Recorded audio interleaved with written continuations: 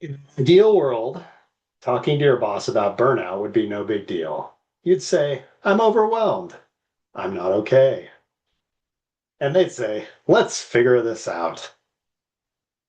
But in the real world, that conversation can feel like stepping into traffic. You're afraid you'll say too much or not enough, that you'll be seen as the problem instead of somebody experiencing a problem. And that fear, it keeps people silent, especially in industries like ours where overwork is often normalized and asking for help can feel like admitting defeat. But burnout doesn't just go away because we avoid talking about it, and staying silent won't earn you a medal, just more late nights and fewer boundaries. So, in this episode, we're breaking down what it actually takes to talk to your boss about burnout in a way that protects your credibility, invites support, and opens the door to change. Let's get into it. Hey, everybody. My name's Jeff, And I'm Rochelle. and this is Burnout Banter.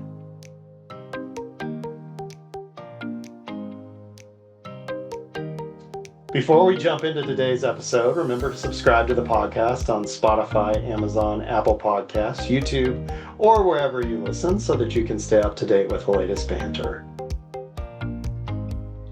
So, I according to I McKinsey, I think I have a typo there. I'm going to go with McKinsey because I've never heard of McKinsey.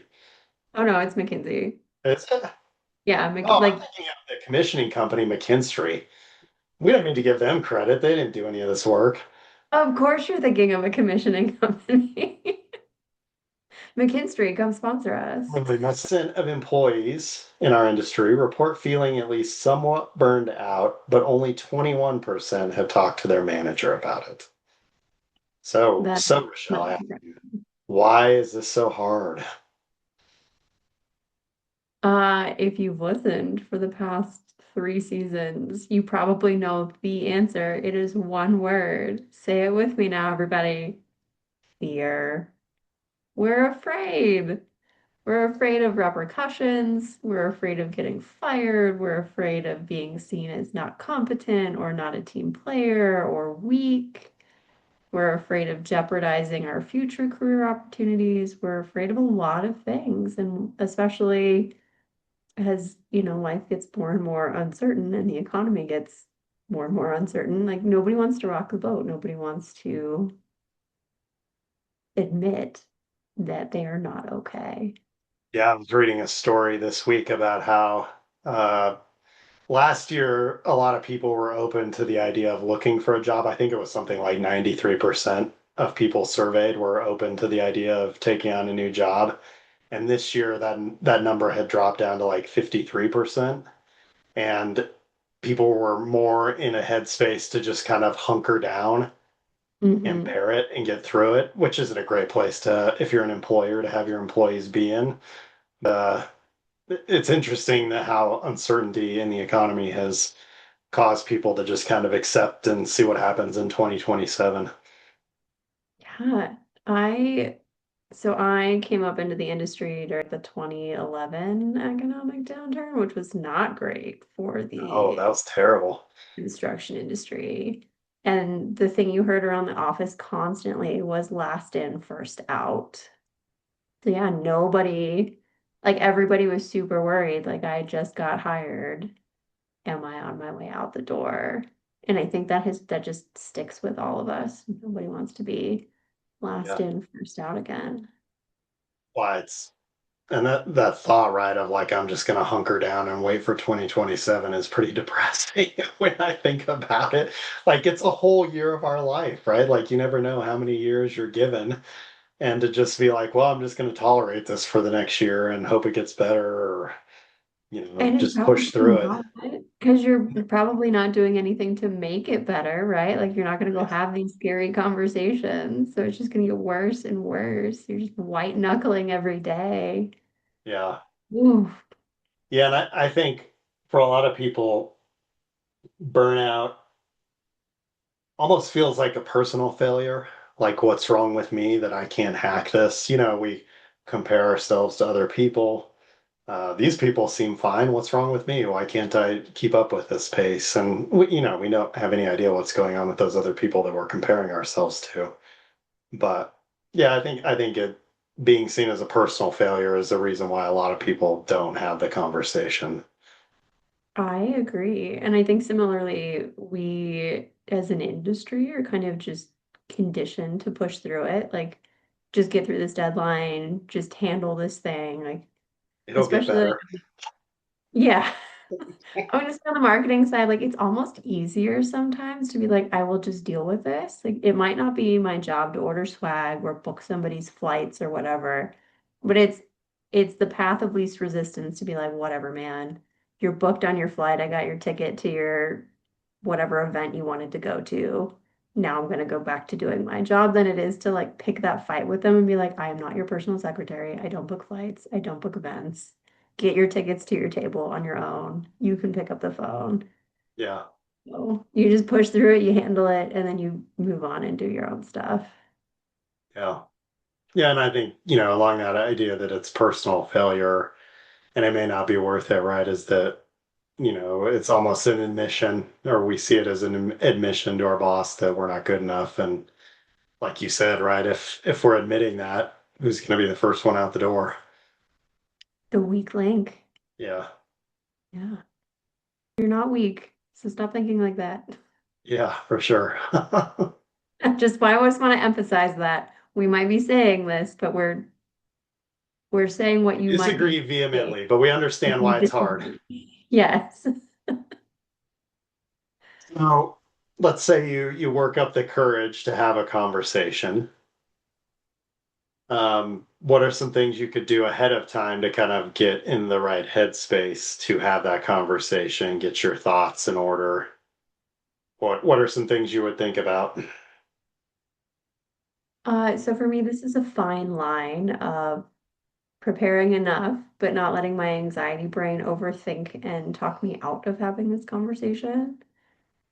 So Rochelle of yesteryear would try to just like chaotically crash into these conversations and would not have the right words to explain what was going on. Like, I vividly remember trying to explain to one of my bosses that I didn't have enough time in my day to do all of the things that had been given to me. And what I actually said was, I sit in traffic for 2 hours every day. So I'm losing like time in my personal life and I can't do all the things. And they don't care. Nobody cared that I sit in traffic for 2 hours. Nobody cared that I lived Your that. choice. It was my choice, yeah, to live that far away, somewhere where I could afford because they didn't pay me anything. Yeah, Right. So I used the wrong words. So for me, like going into these conversations, I needed to think through like what was the issue? It was having too much to do and not enough time to do it. What do I need? Like what support do I need? And the answer yeah, was either to offload some of my tasks or somehow give me time back. Right? Like, so I think for me, it's kind of that two-sided what's my actual problem? Like, and what's the actual problem they can solve, right? They can't fix my 2 hours in traffic, but they could fix my doing 14 hours of work in 8 hours, yeah, or not really, because I was working overtime anyway. And then, like, how do I have ideas for them to fix it, or do I have a solution or a specific ask, not just here is my problem, please fix it for me. yeah. No, those are good. I think another thing to think about, right, is if you need something changed, where do you need their permission or their approval to make those changes? And then if there's any other resources you need, being really clear on what resources might help in the situation that you're in, whether it be another person or more time or less work or whatever it is. Those are good ones too, Yeah, so because I think access to that, you would. trying to remember that you're not venting and you're not being demanding, but you're Right. actually coming to this person as a human being, saying like what you're asking me to do is out of alignment with my personal capacity and my goals or what I want to accomplish. Right? Because it could be that you're being asked to do things that aren't things you like to do or want to do or have any interest in doing too. I know how You much, should be. yeah, I know how much those You impact help me me. booking your flights. Yeah. Uh, I will maliciously comply with booking your flights. You're going to be in like the last seat by the toilet and you're going to be pissed. You do not want me doing that. we've talked about there's activities, right, that you do a lot of, and you may even be good at them, but they drain your energy. And when you're burned out or on the verge of burnout, like those are the things that are really going to throw you over the top. Right, right. So I thought it would be good to share some examples of things that people could say that might help. Um, so Perfect. I came up with a couple. So it might be I'm running out of steam and I'm worried it's affecting the quality of my work. I'd like to talk about how to adjust my workload so I can continue showing fully. What do you think of that So one? professional. So professional. I appreciate that it shows that you are at your limit, but it ties it to why they should care because it's your quality of work. I do worry a little bit that they're going to be like, well, quality has to stay high, so you better figure it out.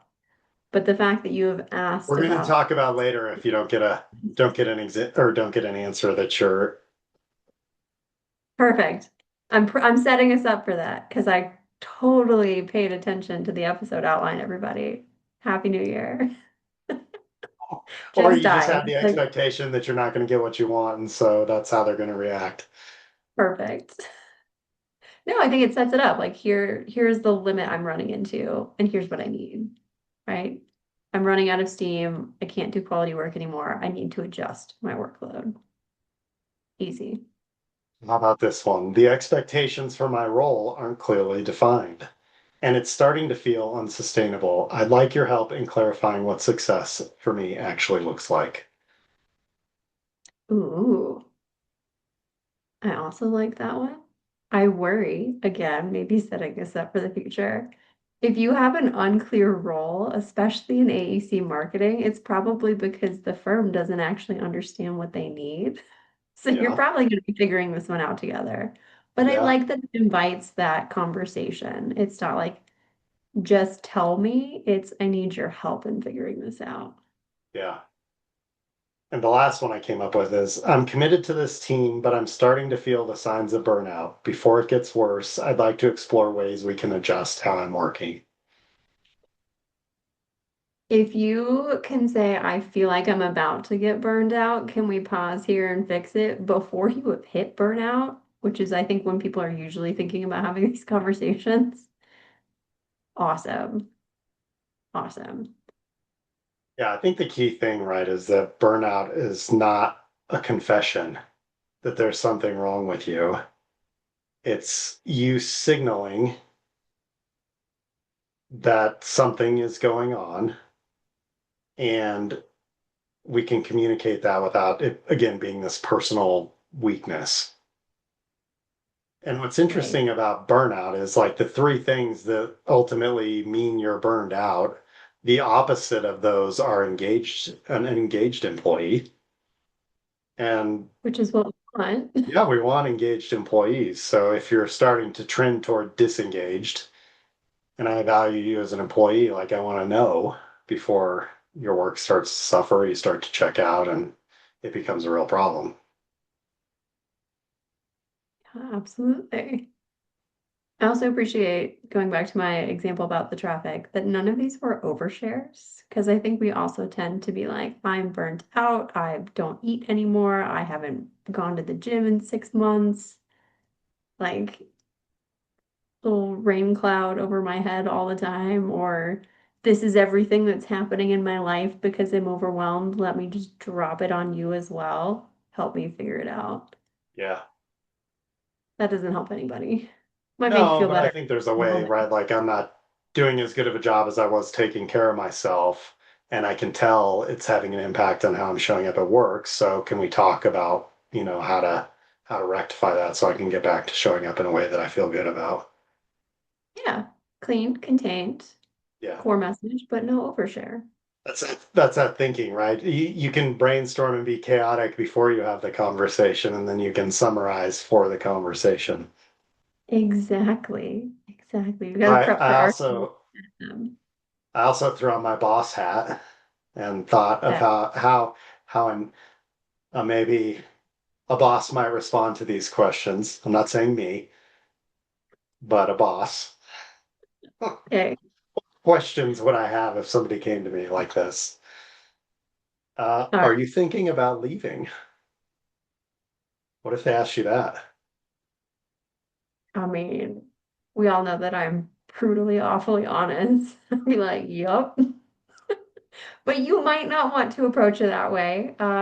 If you're going to them, I assume that you actually do want to fix things and stay here. So you probably want to start with, I don't want to leave. Like maybe I just want to be honest about what is and is not working so that we can fix things. So I don't get to a point where I'm job shopping. Yeah. I didn't have to dig very far to come up with this last one because I've heard it a bunch of times. You know what, Rochelle? You just need to push through. Right, right. That's what I've been doing, Jeff, and that's why we're here. I can't do it anymore. Well, Rochelle, you know what? We're all stressed out right now. I mean, I get that. I really do. So maybe if we're all stressed out, we all need to make a change because this is not going to be good for any of us. This is not Yeah. sustainable for anybody if we are all stressed out. Let's talk. Yeah. I wanted to give everybody kind of a framework, something easy that they could keep in mind to help with this conversation. So, name, claim, and ask. Okay. So, we want to name the truth professionally but honestly. Acknowledge what's happening without over explaining or apologizing for it. Perfect. As you've said, don't over explain. Don't overshare. I've made that mistake. It doesn't go very well for anybody. So, an example of that, right? Like, I've been noticing signs of chronic stress and I want to bring it up before it affects my work. Elegant. Perfect. Just enough information. Yeah. And then the next thing we're going to do is claim the impact on us, on our work, or the team. So, we need to own what we need to protect for our capacity and name the impact the burnout's having on us. So, an example, like I'm committed to this role, but the pace and volume have become unsustainable, and I'm starting to see signs of burnout, similar to an example that we talked about earlier. I'm a big fan of owning or explaining not just the impact on you, but the impact on the broader team or the company. Because sometimes people care about people, but sometimes people care about corporations and their firm. So Yeah. it helps to play both angles. Yeah, it's interesting. And I think it's really key to like the more you can tie it back to money, the more you can tie it back to work product and quality, right? Like the things that are important to the company, even though the company is made up of people. You know, if I say, this isn't fair, I don't get to go to my kid's soccer game, right? Like they're going to be like, well, I don't care, right? But if it's, this isn't fair, you know, my work quality is suffering and I'm going to make a mistake on a project that's going to lead to $100,000 change order, they're going to care. Or, So, hey, we're all stressed out and we've noticed an increase in quality control issues that have cost us X amount of money. That's a collective team issue because we're all chronically stressed out. Let's fix it yeah. together. Yeah, and then the last part of that is to ask for what you need. So make it specific, make it doable, make it collaborative, a clear, specific request that invites your boss into the solution with you. So maybe like, can we revisit priorities for the next 4 to 6 weeks and explore ways to delegate or shift workload? Perfect. I So love if I it. throw all that together, um, I've been feeling overwhelmed and depleted, Rochelle. I've noticed this is not me speaking. Well, it probably is me speaking honestly. Um, I've noticed how it's affecting how I show up with my clients and my ability to focus on detail-heavy tasks, which is the claim. I'd like to explore reducing my number of concurrent deadlines so I can focus on quality and recharge, is the ask. Name, claim, ask. Very simple. I like that it's just three sentences. You don't need a whole lot to do this. It's a very, it's bite-sized, y'all. We can do this. And I think the other really important part, right, that tends to make us make it longer or overthink it is, well, what are they going to say? And I need to prove to this person why I'm burned out or why this is a problem or whatever, right? Instead of just stating this is what's going on, I think whether it be through PowerPoints or over explaining or whatever, right? Like I need to prove that this is what's happening. And I'd like Right. to think we could get to the point where you just come to me and you tell me that's what's happening and I believe you. I mean, you seem like a pretty cool boss, Jeff. I think your employees and your clients can do that. I would like all bosses to be like that. Yeah. We'll But get maybe there they one day. have goals. I don't know. Maybe they're not all as chill as you are. Well, I know that's true. I mean, I do too. We all do. That's why we're having this I have conversation. some of them. I think another really important part of this is like tailoring your approach to your boss's style, right? So if your boss is a really direct person, whoa, set a pigeon flying in my window. Oh my gosh. What is he doing? It's so bizarre. Like hanging Is he onto my screen. That's scary. I Sorry, do everybody. don't like that. Please leave that in. I love Okay, it. I will. I feel really bad for this pigeon, but if he's just hanging out there, then he's probably fine. He's burned out. He's come to us for some advice. He's burned out of me trying to chase him out of our barn.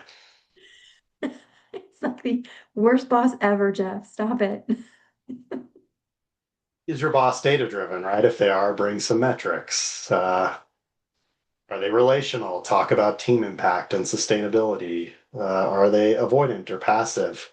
You may have to prepare to stay anchored in what you're wanting to bring up, even if they try to deflect or move away from the conversation or change the subject. Right. What if they don't respond well?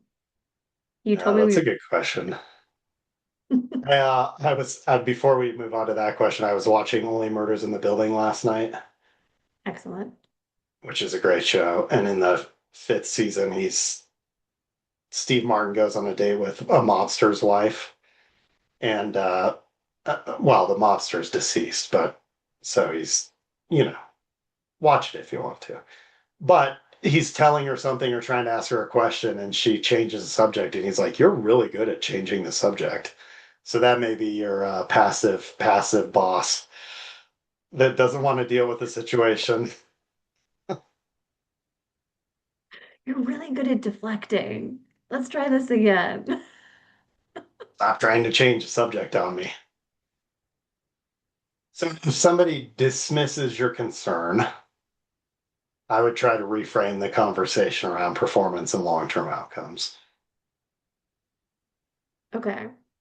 What if you like provided that data? Hey, I'm going to go back to my quality. Like, hey, I have made two errors in the last couple of months that cost us X amount. That's really scary for me to say, right? Yeah, yeah, Or like, what if the team has made errors in the last couple of months because we're overtaxed and so we're making issues? And your boss is just like, just don't do that. Learn from your mistakes. yeah. That's a good question. I might try to think of another way that something that might resonate with them if that doesn't land, right? Like what's important to this person that I could also bring to the table that might get their attention. Um, maybe they're really sensitive to turnover. Maybe they don't like interviewing. Do we want to get back to the point where you're having to interview all the time because we're having turnover? I don't know. Something, trying to hit on something that's important to them is probably where I would try to take it. Okay. Okay, that's fair. Because you may not have gotten it right the first time, right? So it doesn't mean the feelings are invalid or your boss may just not care too. And Maybe they're not as data driven as we thought they were. Maybe there's something else. yeah, what happens if they say all the right things and nothing happens. I love the promise and don't deliver. That happens a lot in marketing. We're gonna get you help. We're gonna get this new tool. It's gonna help you out. We're gonna stop going. This is my favorite one. We are no longer going after any proposals because we've hit our backlog. What happens next week? I get three RFPs. Like, cool, Yeah, thanks. never What hit their happens? backlog. No. Or they do, and they're like, yeah, but now we can grow. Yeah, No, it's exciting. stop it. Think about how much Hire money that we'll in our, make. yeah, can I have a piece of that? Because you've increased my workload and not my Sure, you'll get a nice bonus at the end of the year. excellent. Cool, cool, cool. Um, I I don't want to say I'm petty, but I document everything always so that I have a paper trail and I can follow up. So I do that for my like day-to-day proposal life, just so I can be like, this is what you said you wanted. But I think it works in this situation as well. Like, here's what we talked about. Here's the solution we came to together. It's now been X amount of time and nothing has changed. Can we revisit? Yeah. It's not petty, it's just, Well, and I think it's important too, right? Because I may get busy yeah, and this stuff may fall off my radar and I may not circle back around to it. So yeah, I have no problem with somebody coming back to me and saying, hey, we talked about doing this and it hasn't happened yet. Let's revisit it. And it may be right, like, yeah, it hasn't. And here's why, and here's when I am planning to get to it. I I super appreciate people who I don't want to say baby me, but like assume that I have been too busy to remember a thing that we talked about 2 months ago and give me Yeah. like a little recap. And I think most people are. We have a lot going on, no matter what level you're at day to day. I mean, I even in my role right now, I've lost a few people on my team, and so I've had to jump back into design stuff more often. And what's suffering? It's the management of my team. So even though I'm talking to them, things may come up that I want to accomplish, and I just don't have the bandwidth to do it. So, what happens if they weaponize your honesty against you? I am Yeah, like that to me is just very clearly toxic. yeah, Uh, I'm with you on that one. okay. I'm like, is there a better answer here? I mean, I guess No, you could escalate, but if that's acceptable at any level, like that's not somewhere I want to work. yeah. I'm not sticking that out till 2027. Even if you're the first in, first out, or last in, If first I'm out, last in, first out, I'm not sticking that you'll one deal with out. it over the hostility. Yes. Yeah, I'm with I, you. I recognize I say that from a place of privilege, but there are some things that in my core values I don't tolerate, and weaponizing my honesty because I'm often a very honest person is not one that I will Yeah, tolerate. yeah. I think kind of just to summarize all this, right? Burnout is not a personal failure. It's more of a signal, right? That the system is failing. Right. Um, the earlier you speak up, the more options there are to pull you out of it or resolve the situation before it's too late. Excellent. You don't have to overshare to advocate for yourself. Lesson learned loud and clear. And the goal of having this conversation is to collaborate a solution, not have it be a confessional or a venting or complaining session. I'm still working on that one. We all are. It's okay. But noted. All right. You ready for our burning question? Or Bring do you it have on. anything else to add? I don't actually. I think this was a nice, clean, clear, actionable episode. Hopefully, our listeners think the same. I really want to know how their conversations with their bosses go. Please vent to us in our DMs. We'd love it. If you're one of my employees, don't listen to this episode. Or do because you have the coolest boss ever. I only have one employee, and she's awesome. So she's allowed to listen to this episode. Okay, good. And now it's time for burning questions. So our burning question today comes from a senior interior designer at a mid-sized architecture firm. After nearly a decade with the company, she's hit a wall. She's proud of the work and still believes in the mission, but lately everything feels heavier. The projects are nonstop, team expectations are murky, and she's taken on more client-facing coordination than she ever wanted. She hasn't told her boss how bad it's gotten because she doesn't want to sound like she's giving up. So her question was, what do you do when the job you used to love starts feeling like it's slowly breaking you? Oof. Sorry, I don't know if you can hear my dog. My bad. He woofed. That was your dog, right? Not you? He woofed. He's listening and he's It like, was both of you. Taco the Both of proposal you were card. shocked by In our burning shock. question. Shocked. He's like, what are you doing? Leave me alone, mom. First thought is 10 years is a long time to be at a company. Like that's I'm gonna connect this. Long time to be at a company, you don't see that as much anymore. There's a lot more hopping around. So this feels extra heavy to me that someone who has invested that much time with one firm, with one team is is feeling such pressure in it. And because it sounds like she is being pushed into tasks that don't give her joy, like client-facing coordination, maybe she's introverted. Or, oh yeah, she, she. Maybe she's introverted, and so that takes extra energy out of her. I feel like she would very much benefit from chatting with her boss about balancing out those client-facing tasks with ones that fill her cup up again.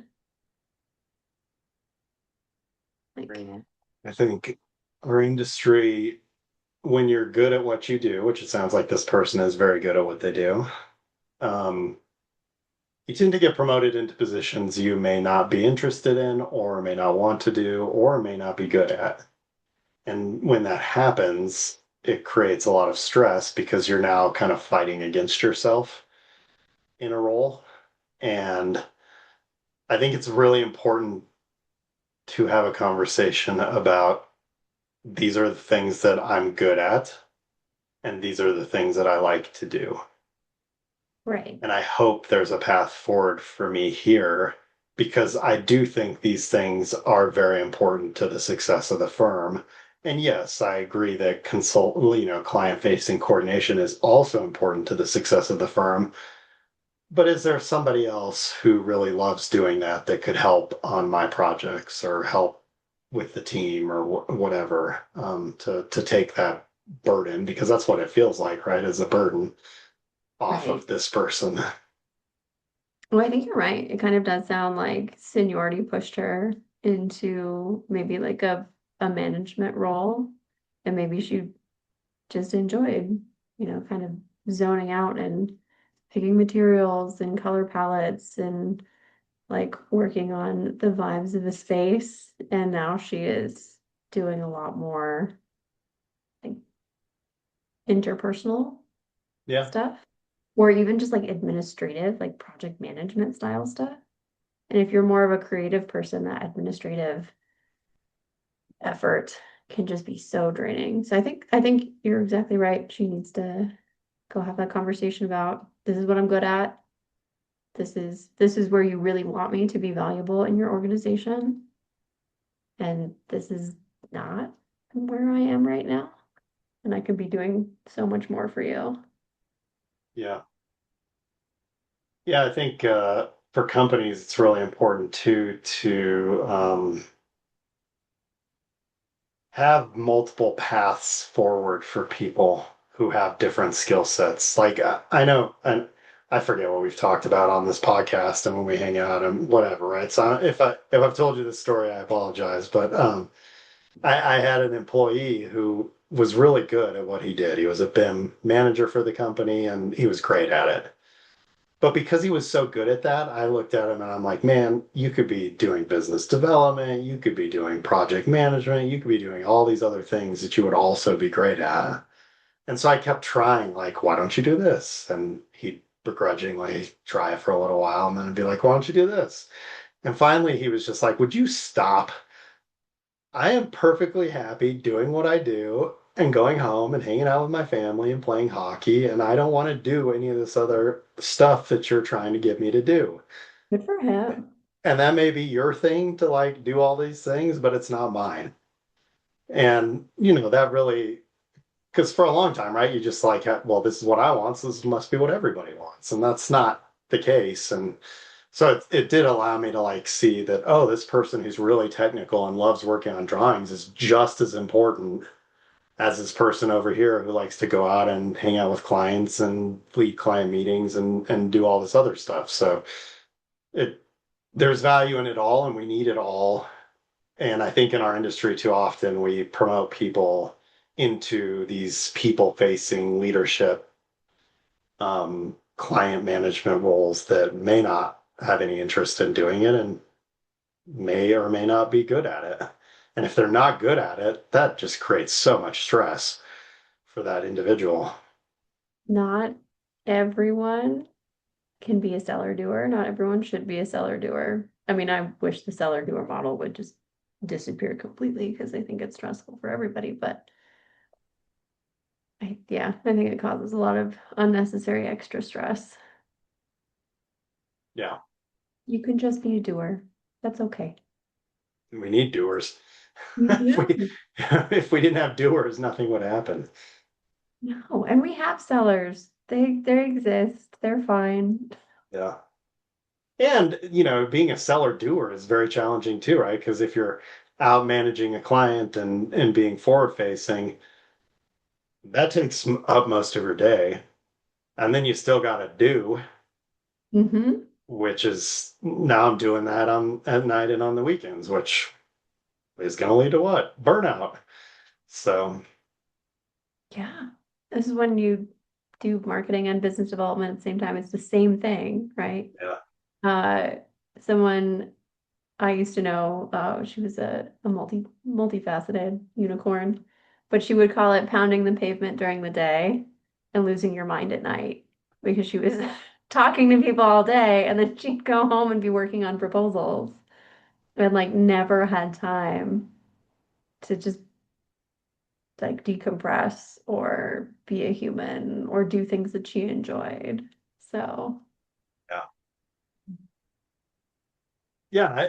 Like BD people, right, are doing stuff in the evenings and on weekends and all these times, right? But then we don't be like we don't in the industry we're not like okay well that's cool why don't you like take half the day off or you can come in at noon if you're going to be doing this event or right we don't compensate for that we just expect them to work an 8-hour day and then go do these events in addition to that. oh, but you got to go to a networking event with like alcohol and food and you got to trust. It was fun. It was a We do perk is of. play golf. I was going to use golf as an example, but that one actually does bother me. It's like just golf during the day. It's like they get a vacation during the day and they get paid for it. That's great. It's one of my favorite days of the year, going and playing golf in a networking event. I don't golf, so I miss out on that. And I don't, there's no like comparable for me. Yeah. All right, do you think we answered their question? I think we did. I think we got a little off track too, but Oh, we sure did, but that's par for the course. that's why Back we to our banter. golf, our golf analogy. So, You if can you've got snap a to that. burning question, we'd love to hear from you. If there's something you've been wrestling with at work, whether it's burnout, boundaries, or bizarre end of the year deadlines, send us your burning question at burnoutbanter@gmail.com, and you might just hear it in an upcoming episode. And Rochelle and I are actually taking Burnout Banter on the road. We're going to be at SMPS SRC at the end of the month, recording a live Ask Me Anything focused on newer people in the industry. What one So, wish you knew when we started? oh man, so many things. So that could be like an Are we doing entire, it like the whole conference? Just like it's a more of a marathon episode or what? that would be amazing. They just have a setup in the corner and it's just us See how chatting. long Rochelle and I can last? The two introverts on for 2.5 days. Yeah, no problem. Bring it on, San Antonio. We got you. So that's January 28th to the 30th, I think. Yes. And And our we're our episode is on the 29th, right? 29th after lunch. Yeah. We'll make sure it's fun and engaging so you don't take it after a lunch nap. Has anybody ever napped during one of our sessions? I don't think we No, let them. no. We probably call them out. You do. Don't come to our session if you want to take a nap. Mm-mm. I think we usually Not start by saying that. You can leave if that's what you were planning on in this session. This is going to be real interactive. it. Go somewhere else. Sit in the back. Yep. So if you like what you're hearing, be sure to follow or subscribe on your favorite platform. And how could you not? Amazon, Spotify, Apple Podcasts, YouTube, or wherever you tune in, so you're always up to date with the latest banter, tools, and truths about burnout in the AEC industry. And last but not least, if you need help at an organizational level, if your employees are all running to you to have a conversation, bosses, we're here to help. Or if they're not and you know they should be. Right. Good boss. So we do offer customized coaching and training programs designed for AEC firms who are ready to take burnout seriously and start building a healthier culture. We're here for you. Ringer and Rochelle and I said over the holiday break we're going to work on a catchy tagline to get ourselves out of these episodes, and here we are, and I'm thinking we forgot to do that.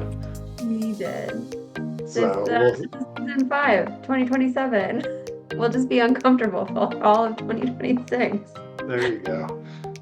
All right, we'll see everybody later and in San Antonio. See y'all.